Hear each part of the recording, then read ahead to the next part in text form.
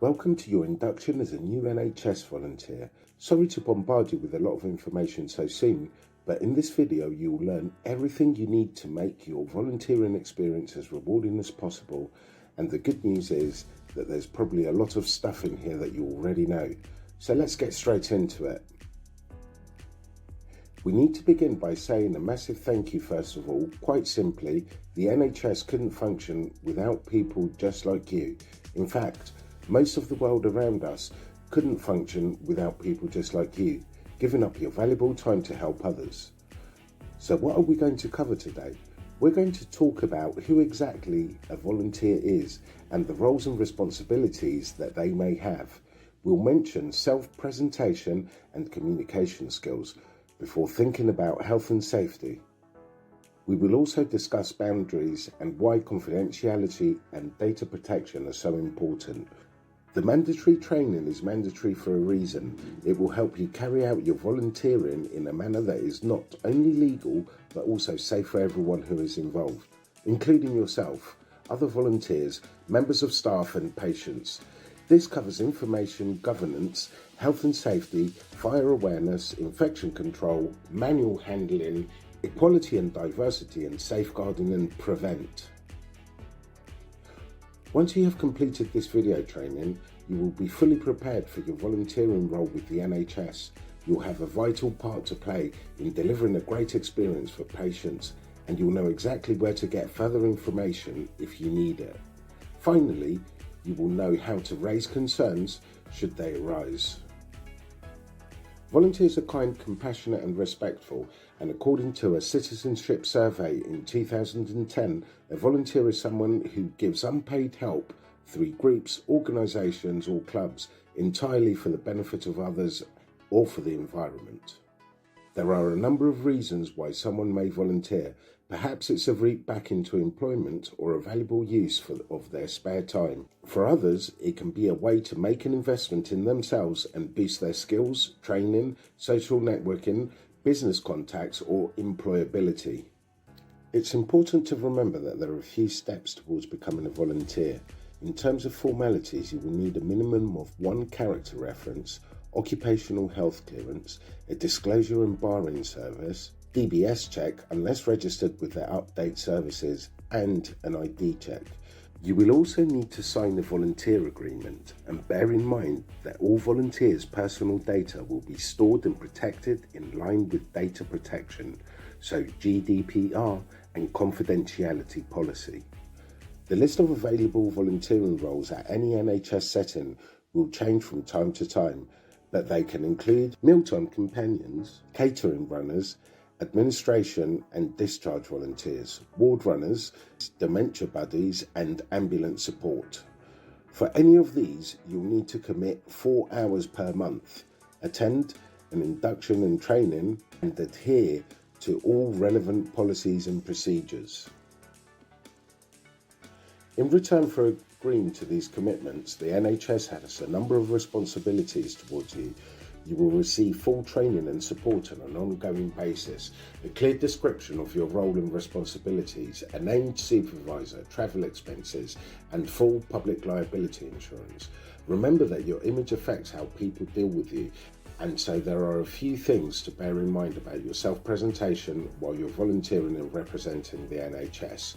Being neat, clean and tidy is vital, and this includes taking care of your personal hygiene. Also, your choice of clothing should be inoffensive to other people. You will be provided with an ID badge that must be worn at all times. If your volunteering role includes using the telephone, please try to be polite, clear and concise at all times. You should begin by saying hello and give the name of your department. And after making any relevant notes, double check that you have understood any message given by repeating it back to the caller. You must ensure that, if required, confidentiality is maintained regarding any information that is passed over to you. Boundaries will make an integral part of your role, and as a part of your training and role description, you will be made aware of what these may be. If required, existing members of staff will help you with these. As a volunteer, there is only so much you will be expected to undertake. In terms of professional boundaries, remember that volunteer-patient relationships have the same boundaries as staff-patient relationships. Volunteers must never influence patients with their own beliefs and personal values. Give patients their personal contact details. Give patients the details of other volunteers, staff, or other patients. Allow patients to come to their homes. Encourage patients to develop relationships with volunteers, relatives, or friends. Enter into any financial agreement with patients or carers, nor enter any discussion if approached by any media outlet. If during your volunteering you identify any patient needs outside of the boundaries of your volunteer role, these should be brought to the attention of your volunteer lead for referral to the appropriate services. The rules around drugs, alcohol and smoking are very clear. The use, possession, sale or distribution of illegal drugs by anyone whilst volunteering will result in termination of the placement. Volunteers are prohibited from being at their placement while under the influence of alcohol, and this includes smelling of residual alcohol consumed the night before. Volunteers must also follow the Trust's policy regarding smoking. This could include leaving the premises and site boundaries entirely to smoke or vape.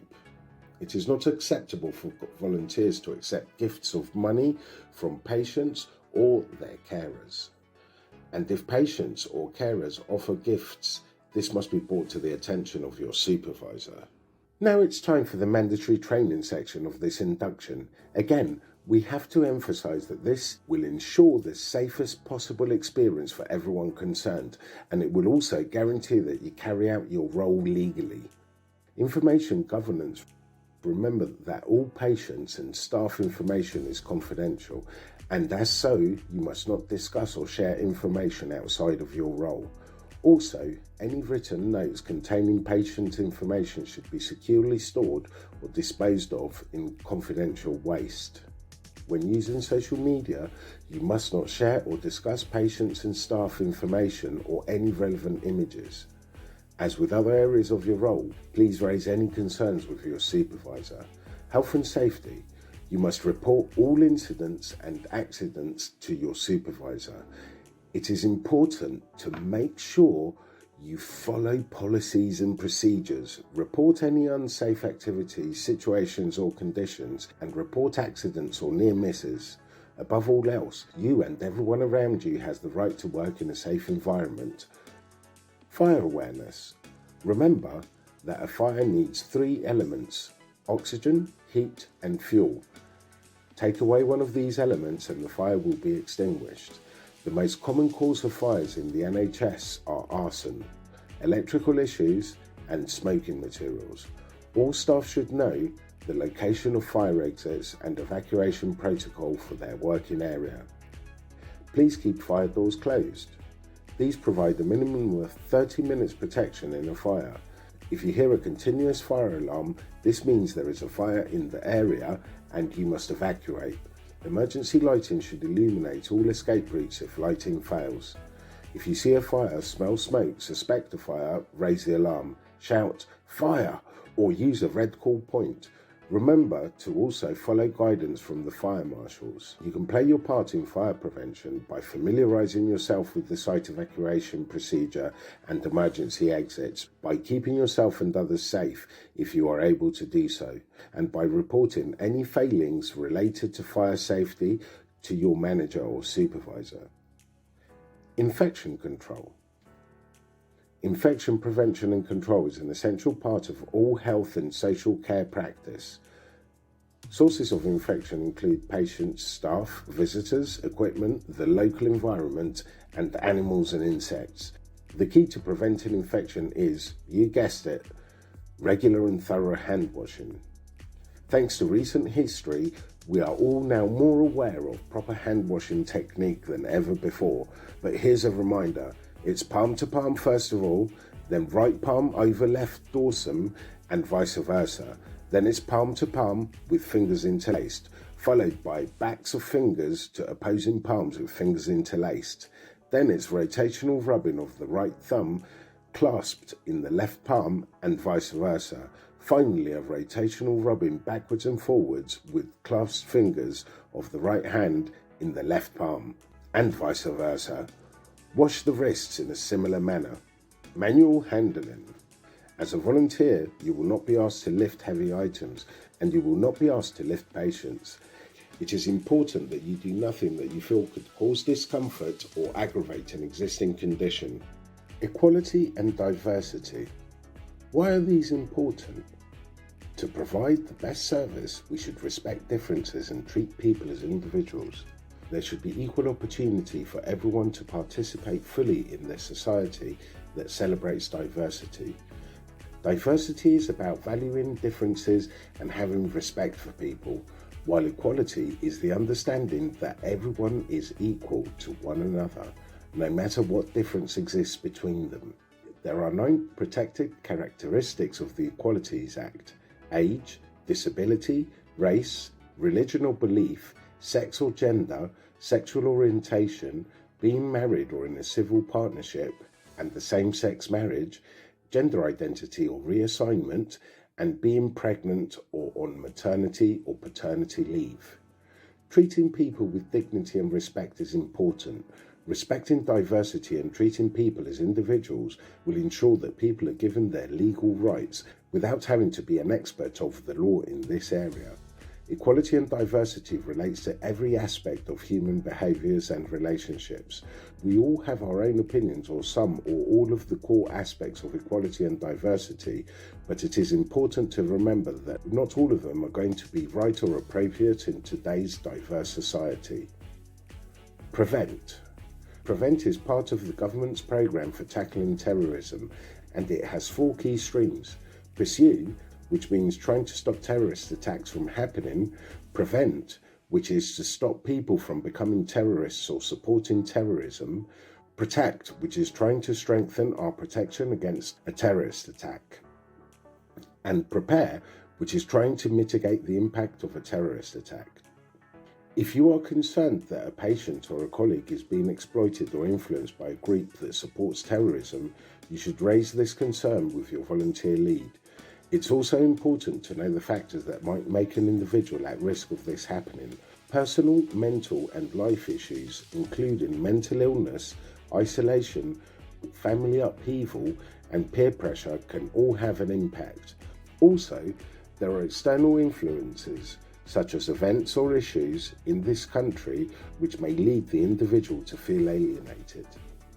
There are a number of signs to watch out for, including a change in behaviour, becoming withdrawn, an aggression and fixation on certain ideas or political views, a change in views and interests, including new friendship groups, distrust of mainstream media, and feelings of hatred for particular groups is also something to be aware of. Finally, please also bear in mind that a change in appearance and possessions of materials, tattoos or symbols associated with an extremist cause can also be concerning. Safeguarding children and adults. It's important to know the meaning of safeguarding and abuse. Safeguarding is about keeping people safe from harm, and this includes protecting your right to live in safety, free from abuse and neglect. Abuse is a violation of someone's human and civil rights by another person or group of people. The person causing harm may be known to the person suffering abuse, and they may be in a position of trust and power. They may be a professional in healthcare, social care, or education, and they could be a friend, relative, or neighbour. Abuse can happen anywhere, including at home or public places, and abuse can be a single incident or repeated acts of abuse and neglect. Recognizing the possible signs of abuse and neglect is complex, and there is no simple checklist that can be followed. If you suspect someone is being abused or neglected, they may show signs of becoming withdrawn from activities, contact, or communication. They may have lost weight or appear malnourished. They may seem to be struggling with money or have no money available. They may have cuts, bruises, or injuries that can't be explained. They may have changed behaviour or sleeping patterns. It's also important to recognise that abuse can come in many different forms. There are a number of different recognised categories for it.